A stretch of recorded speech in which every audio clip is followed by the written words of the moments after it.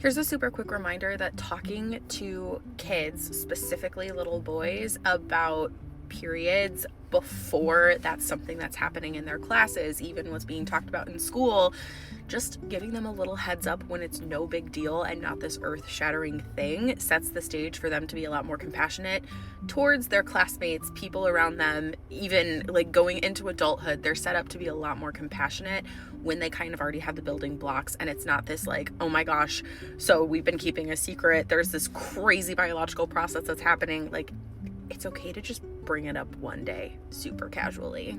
As soon as I found out I was having a little boy, I was like, oh, this is a really heavy responsibility. I'm preparing a little man to be sent out into the world.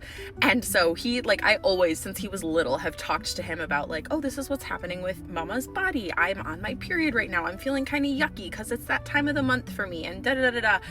And so to him, it's no big deal. And now that he's just turned 5. And so we just had a conversation the other day about like, hey, so in the future, you might end up seeing a girl who's got some blood on her clothes. Here's what's happening and here's what to do.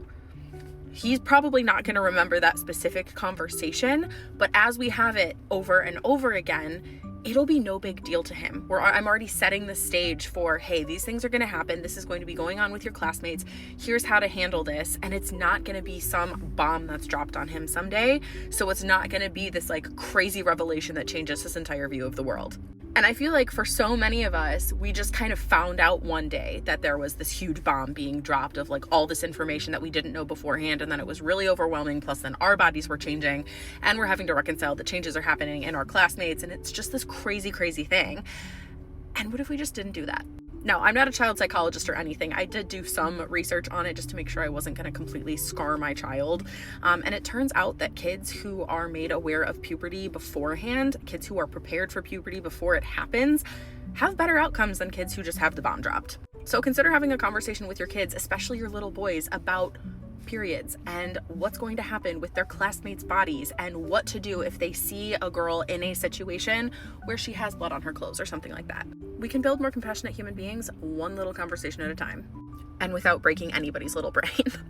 And just to be super clear, it's also crucially important to have these conversations with girls. I'm more talking about, because there was this stigma of, oh, periods are gross, periods are disgusting. I got made fun of. Like, most little girls have had some sort of negative experience, especially with a little boy, about something related to their period, or boys thinking it's gross, boys not understanding. And there's a severe lack of men knowing what to do when their female partner is on their period. So that's just what I'm looking to address here.